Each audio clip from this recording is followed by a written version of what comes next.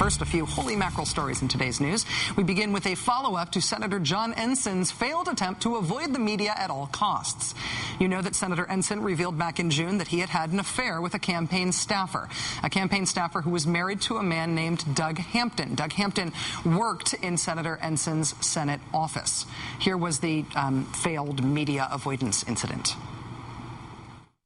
The New York Times has emails and other documentation that you had meetings with Allegiant Air and NV Energy and intervened on their behalf on specific items that they needed help with, and Doug Hampton represented them.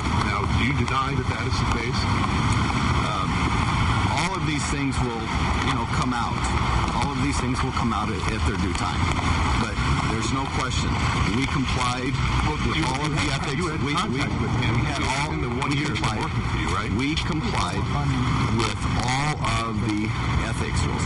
Remember, just like, senators who leave, they have a 2-year. It doesn't mean you don't talk to them. You can talk to anybody. But not about clients and not about matters that they're lobbying for. Well, I never met with Doug Hampton about any of that stuff. I never met with Doug Hampton about any of that stuff. Question was, Senator Ensign, did you ever meet with Doug Hampton after you got him a lobbying job? No, I never met with Doug Hampton about any of that stuff.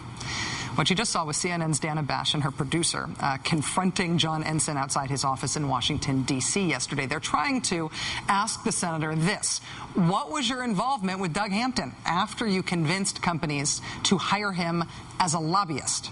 It's an important question because former staffers are required by law to wait a year before lobbying their old bosses. And the answer that Ensign gave in this interview was zilch, nada, none. He said he had no contact with Doug Hampton on any lobbying matters. Well, I never met with Doug Hampton about any of that stuff. I never met with him about any of that lobbying stuff. Well, the New York Times today looked into the veracity of this statement, and they found an uh-oh. Quote, interviews and documents, however, show that Mr. Ensign had lunch in the Senate dining room in March with Mr. Hampton and executives from Allegiant Air to discuss aviation issues.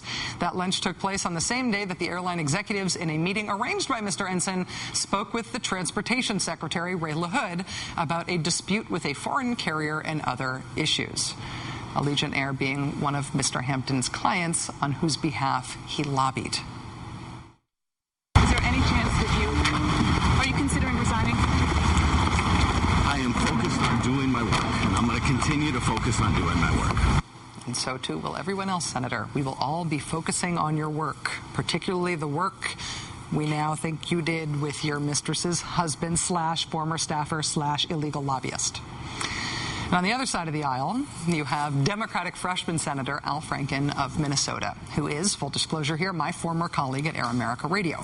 Senator Franken just introduced and got past his very first amendment as a U.S. Senator, and I'm sure that is very exciting for him. And because he is a freshman senator, his first assignment, to be honest, was a bit of a gimme. It was an amendment so clearly necessary and rational, such a no-brainer that no one could ever possibly vote against this. Unless you're a Republican in the 111th Congress. Hoo boy, in this Congress, taxpayer-subsidized rape is apparently a controversial issue. Senator Franken's amendment would withhold government contracts from companies that prohibit employees alleging workplace sexual assault and discrimination from taking their cases to court. The amendment will apply to many contractors that have already demonstrated their incompetence in efficiently carrying out defense contracts and have further demonstrated their unwillingness and their inability to protect women from sexual assault. Some companies do not agree. They strongly prefer the privacy of a good old-fashioned cash settlement over the alternative, the very public due process of law. Well, the final vote on the Franken amendment was 68-30. All nay votes on the amendment came from Republicans, meaning 3 out of 4 Republicans voted against the "if you are raped, you get your day in court" bill. Good luck running on that record in 2010. Sorry, no do-overs. And finally, a little good news, bad news story for you. The good news is that researchers have made significant progress toward developing a vaccine for cocaine addiction. In a new study published in the Archives of General Psychiatry, a vaccine was found to be moderately effective at helping the body produce antibodies that prevent cocaine from producing a chemical high. So that means the effects of cocaine are diminished. That's the good news. The bad news?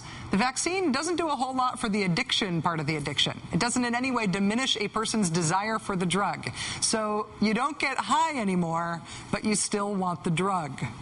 In other words, the antidote requires its own antidote. I think that's what the pharmaceutical companies call a win-win. It'll probably be cheaper in Canada.